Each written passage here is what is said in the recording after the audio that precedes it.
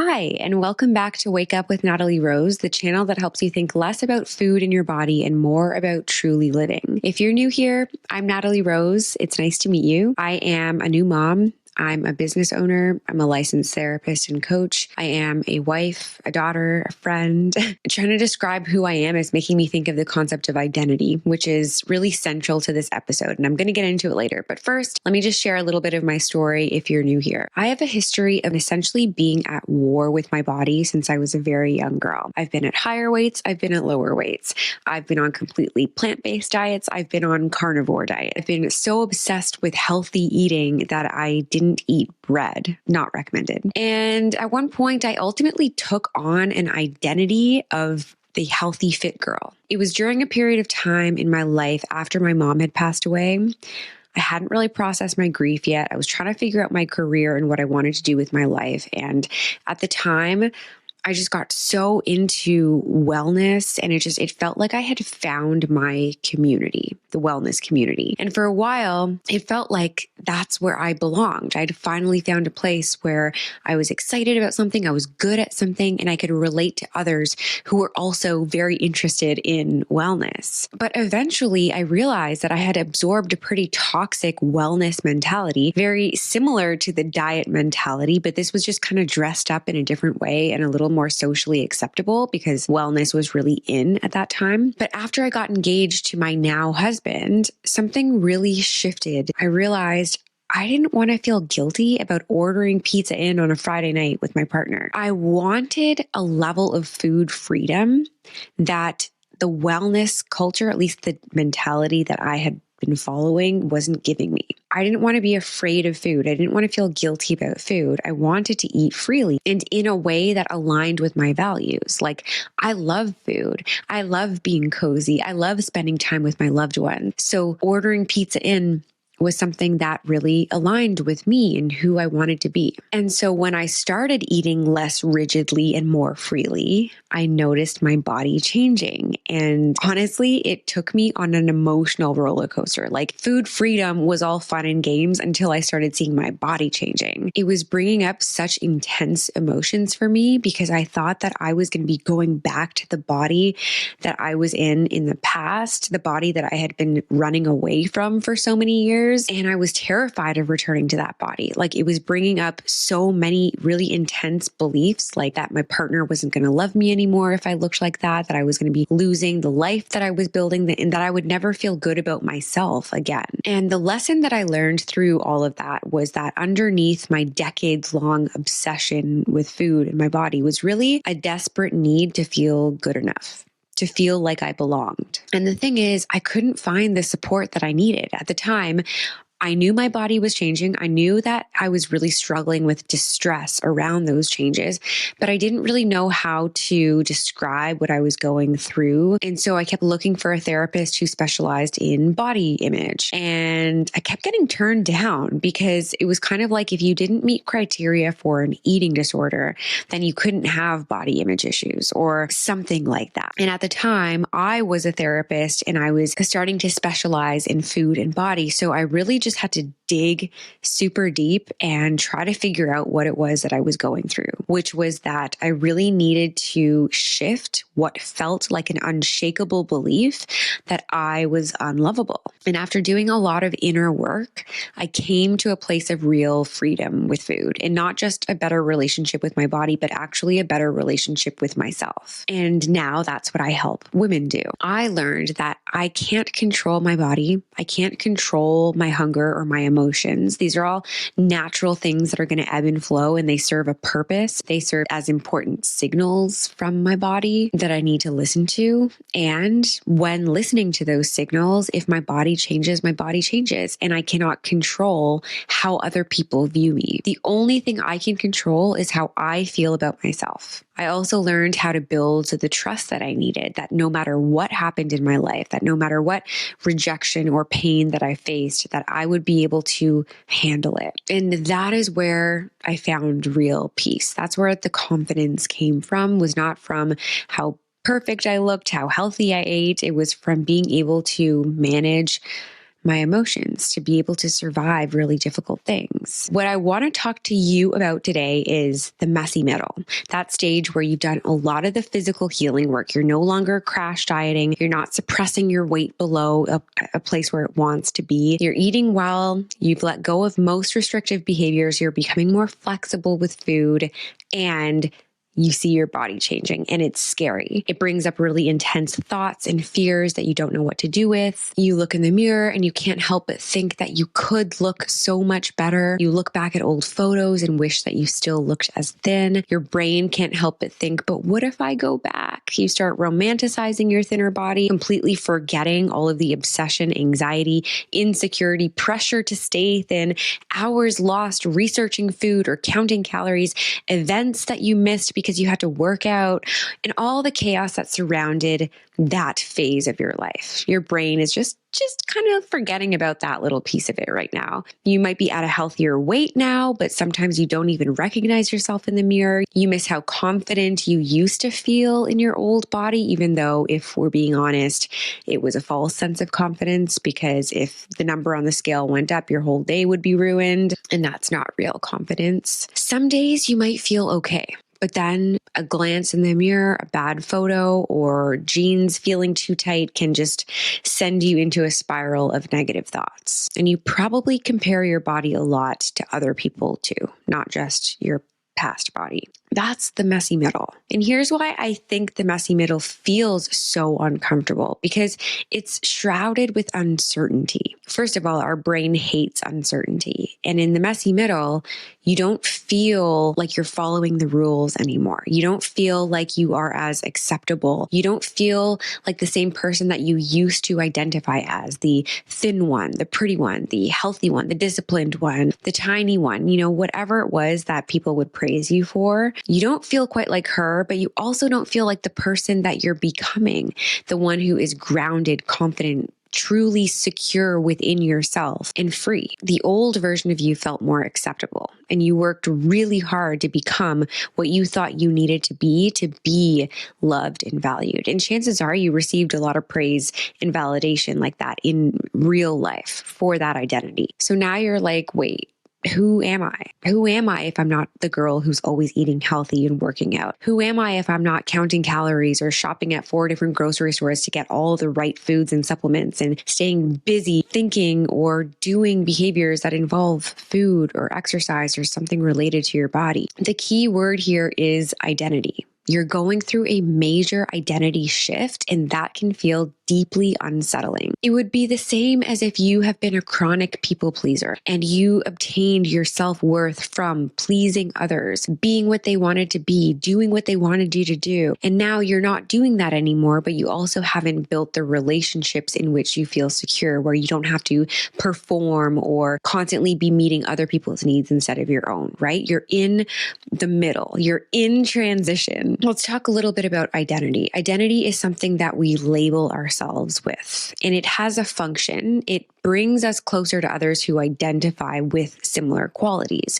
I think that's why identity feels so important to us, because when we have a solid sense of identity, we feel like we can easily connect with others and will never be alone or feel rejected. But when our identity is shifting, it can feel like there's a threat relationally. And because we're social human beings, like that threat feels the same as if your life is in danger, even though it's not really in danger. Psychology today says that identity includes people's roles in relationships, their external characteristics, their beliefs, their values, and the things that guide their daily choices. It also says that people who are overly concerned with the impression that they make on others can struggle acutely with identity. So identity plays a massive role in our relationships. And when our sense of identity is threatened, it can give us this visceral body level feeling that we're going to lose our relationships. Even if logically you know your loved ones aren't going to leave you because you gained weight, your nervous system doesn't necessarily believe that. And this is the one thing that I hear from clients all the time when they're coming into my program. The thing that they struggle with the most is, I know my people love me for me, but I cannot shake like the belief that I just need to lose a few more pounds. Or sometimes it just still feels like I'm going to lose people if my body changes, even though logically I know that that probably won't happen. But here's the important part about identity. It is dynamic.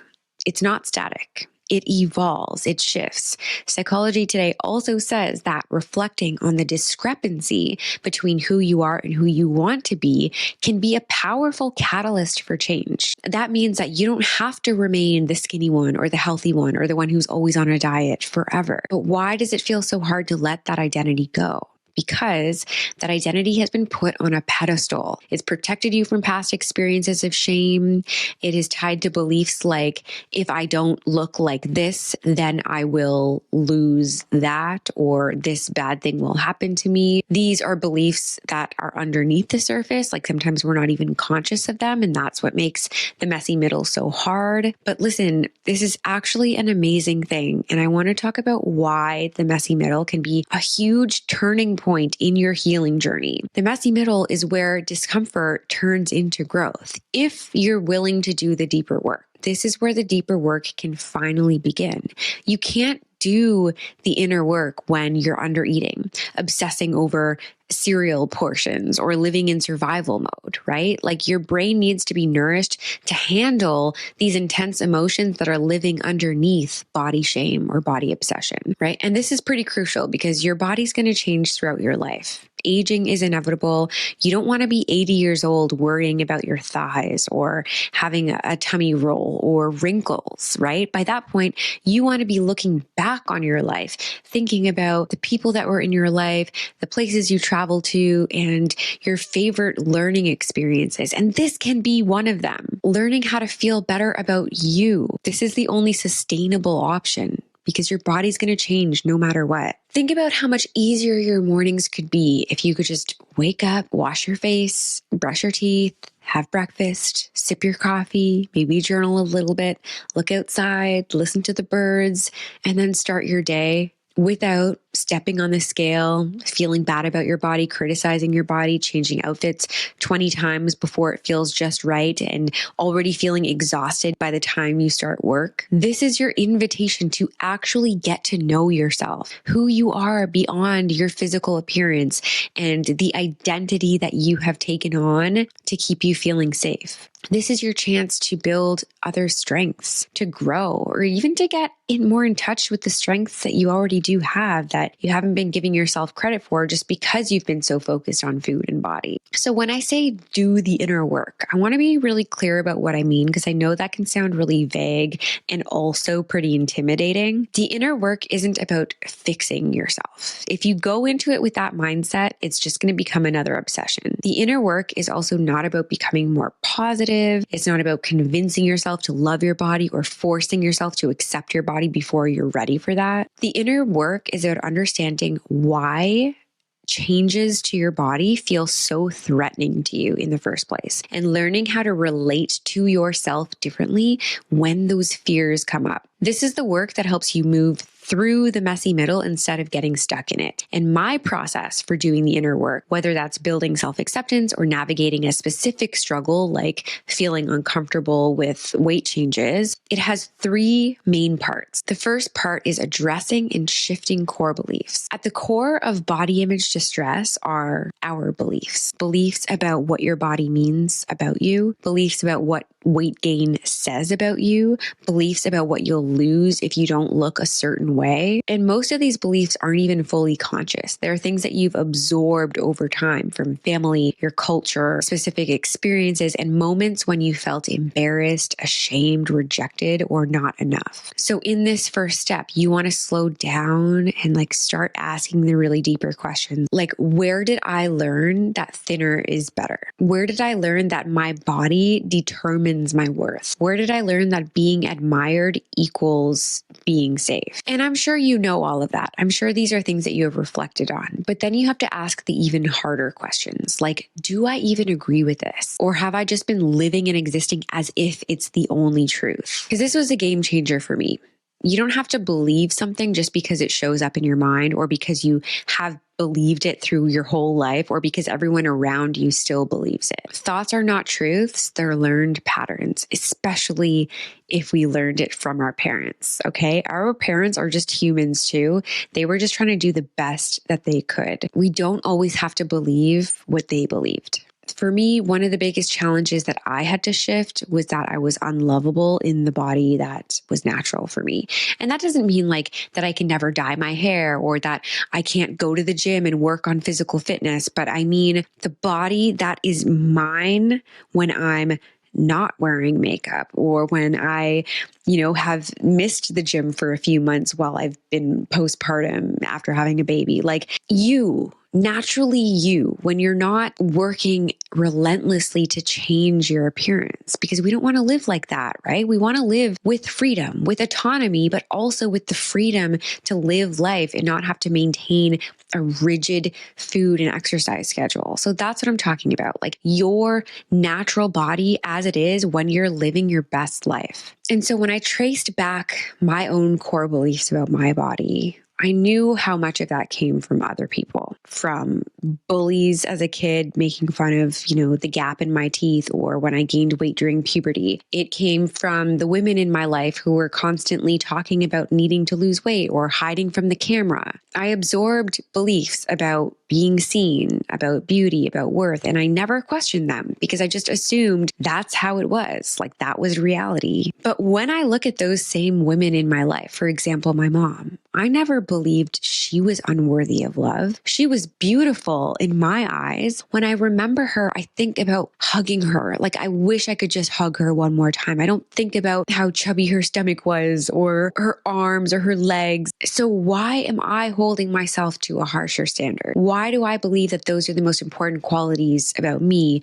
when I think about my loved ones and I just want to be with them no matter how they look? And the next part of this work is being willing to test the new beliefs, not just to think them. So if you're trying to believe that you're worthy in the body that you have to test that out. That means tolerating the uncertainty, not knowing what others might think about you if you see them after you haven't seen them in a while. It means having uncomfortable conversations. If you believe that you are worthy and that you don't need to be obsessing about food, and then someone's talking about their diet, this might involve maybe you standing up for yourself or saying, yeah, you know what? I'm actually not dieting anymore. I'm trying to have a healthy relationship with food. For me, it meant asking my partner questions that scared me, like, are you still attracted to me? And here's the important piece. Even when the answer is reassuring, the real healing comes from knowing that you could handle it either way. That even if my partner wasn't attracted to me anymore or our relationship didn't last, that didn't all of a sudden mean that I wasn't worthy and that I needed to go back to dieting, right? No. When you are shifting your beliefs to feeling worthy, then you have to act like someone who feels worthy would. They wouldn't go running back to toxic patterns. They would find a new partner who values them, right? That's where the power comes from. It doesn't come from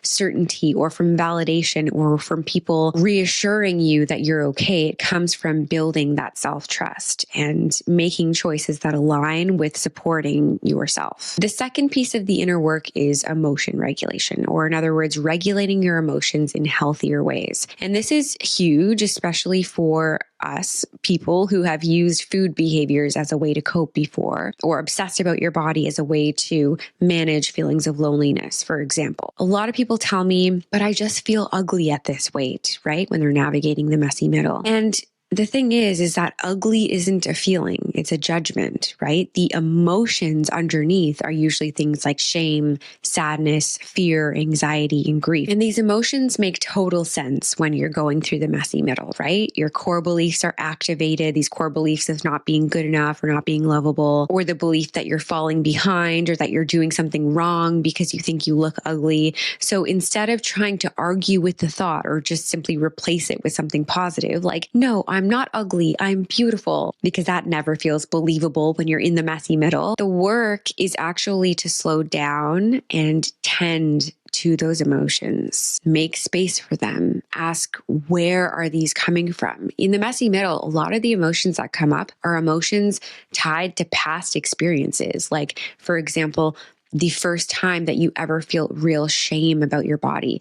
That's what's coming up in the messy middle. It's all the times when you were mistreated for your weight, if that happened to you. It's all the times when you felt like you were not good enough, even unrelated to weight. That's what's coming up in the messy middle. It's not emotions that are related to what's happening right now. Chances are things might be pretty stable in your life right now. What happened in the past to lead you to take on this identity of the skinny, thin person to make you feel better, right? So tending to these old emotions, and what that is it's really allowing yourself to feel them. You can't regulate an emotion that you won't let yourself feel. You might ask yourself, what am I actually feeling right now? And where is this emotion coming from? Is it a new emotion or an old emotion? What does this feeling need from me? Who do I feel safe with? Can I let this emotion move through me instead of panicking and trying to fix my body to make the emotion go away? It's starting to see that emotions are just energy in motion. They don't necessarily mean that anything bad is happening in this moment. They're often memories. And of course, they are uncomfortable. This is the place where people most often want to escape because feelings are uncomfy. But avoiding them is what keeps the cycle going. When you learn how to sit with discomfort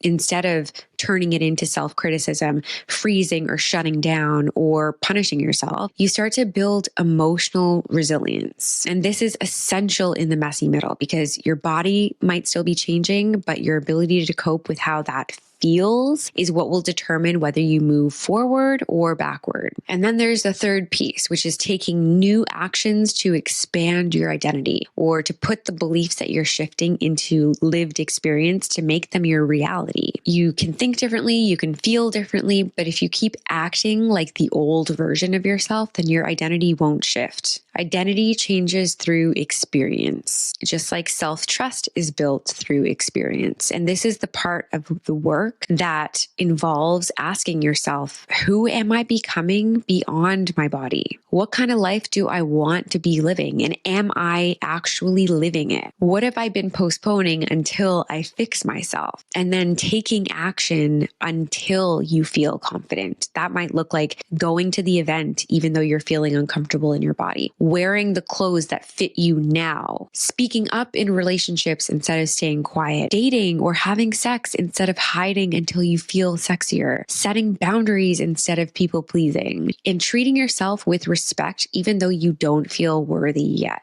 Taking action not only helps you live the experience of how you want to be or how you want to feel, but it also helps challenge old beliefs. Let's say a belief of yours is that no one will date you the way that you look right now. If you're not actively dating, then there's no way to ever prove that wrong. You might be avoiding dating to stay safe because you fear that if you are rejected, it'll only confirm the belief that you're unworthy of being loved. And let me tell you, even if you didn't have this core belief, like nobody dates without getting rejected. Getting rejected is part of the experience of dating. So you're gonna have to date if you want to have a partner regardless. So let's say you start dating, you have a few bad dates, which is normal. You have to know how to regulate your feelings through that so that you don't go back to dieting, because that will only confirm the old belief that you can only be loved when you're thin. Instead, you have to stay with it, stay with your truth.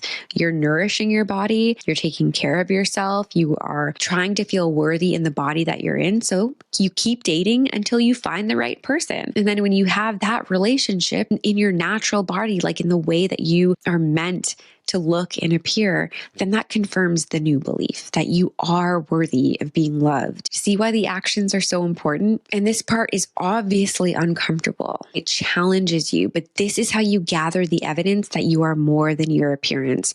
This is how your identity expands and confidence builds. Also, if you want to shift your identity from being the thin one, you have to take on new experiences where you are getting to know yourself on a deeper level, where you're engaging in different activities and finding out other things that you like that light you up. That's also part of expanding your identity. I want to share a story about one of my clients. Let's call her Anna for privacy purposes. Anna shared in the community how difficult it was for her to be experiencing so much body-related distress to the point that it was taking away from what should be exciting experiences in her life. She was thrilled that she got engaged, but she was so devastated because when she saw the pictures of the proposal, she didn't like the way that she looked. She felt devastated that her lifelong dream, like getting engaged, was something that she had really looked forward to since she was a little girl. And she had imagined that she would look a certain way, that she would be thin and beautiful. And I guess that's not what she saw in those photos, because her brain was hyper focusing on the changes that have happened since she was under eating to now when she's nourishing her body and eating intuitively and living her life. And although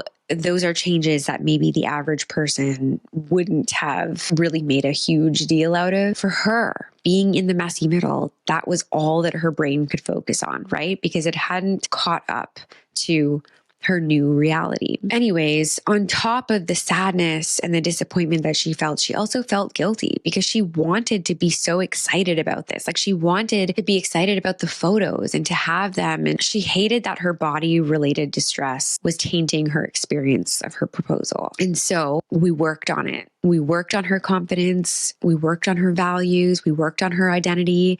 And 3 months later, when it came time for her to get her engagement photos done, she shared a huge win that she got her engagement photos back and she loved them. And I don't mean that she liked every single photo or that there weren't photos that she didn't necessarily love the angle or how she looked, but there were photos that she loved, and she was able to be at peace with the fact that there were some photos that weren't as great, and it didn't disappoint her. It didn't take away from the experience. She didn't dread those photos. She loved looking at them because she was so much more focused on what the photos meant, the love that she had with her partner, the life that she's building outside of those photos. Essentially, her identity had shifted from needing to be the thinnest version of herself to being fun-loving, free, building a life that aligns with her value. And you want to know the one mindset shift that was a total game changer for Anna? It was that she had realized that she had placed so much importance on her physical body looking a certain way because deep down she believed that it could protect her from judgment, that if she looked a certain way, it equated to her being worthy. And so when she saw her body changing, it felt like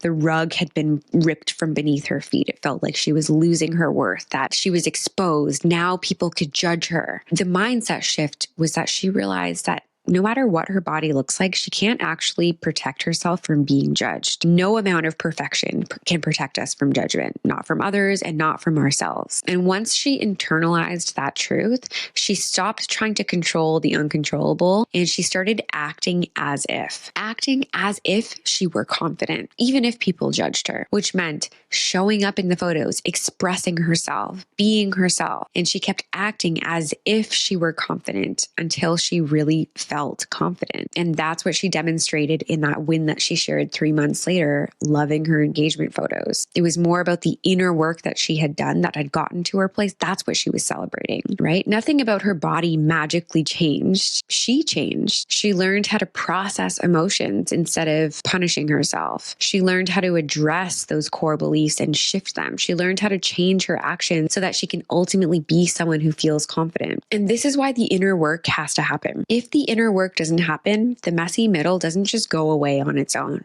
It just loops and it threatens you to going back to old ways that don't align with the person you want to be and how you want to feel.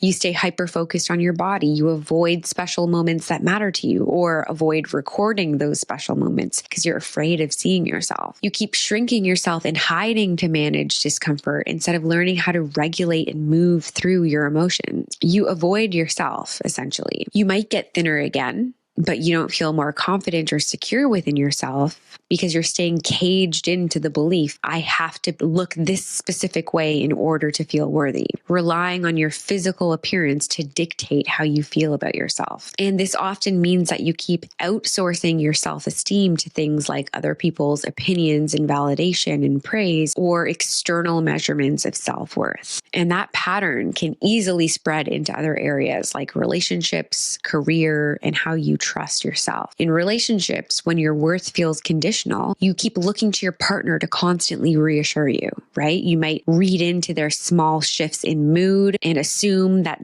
their distance means that you've done something wrong, and you might need ongoing validation to feel secure. That's an example of how an insecure relationship with yourself can show up in a relationship. Over time, that puts pressure on the relationship because no amount of reassurance can fix a belief that you're only lovable when you're doing well or when you look perfect or when you are perfect, right? That has to be healed by you and only you. Or maybe it shows up in your career. People who struggle with their identity tend to choose what feels safe over what actually fits your potential. Not because you lack the ability, but because bigger goals require emotion regulation skills, right? If you want to challenge yourself in your career, there's some risk that needs to be taken. But if you don't believe that you deserve more money, you'll hesitate to apply for higher paying jobs, or you'll get the raise, but then sabotage it by overworking or under earning elsewhere or spending in ways that reinforce scarcity. Or networking can feel intimidating because being around successful people might bring up comparison, self-doubt, or the fear of being found out, like imposter syndrome, right? Growth requires tolerating discomfort, the same discomfort that shows up in body image healing. And that's why this work transfers to other areas in your life, like career and your relationships. And I mentioned self-trust. When your worth depends on external markers, it's hard to trust yourself. You second guess your decisions. You look outside of yourself for proof that you're doing things right. Your internal voice becomes critical instead of supportive. What I love about the messy middle, or the place that you get to when you get to the other side, is the confidence that comes because you've learned to stay with really difficult emotions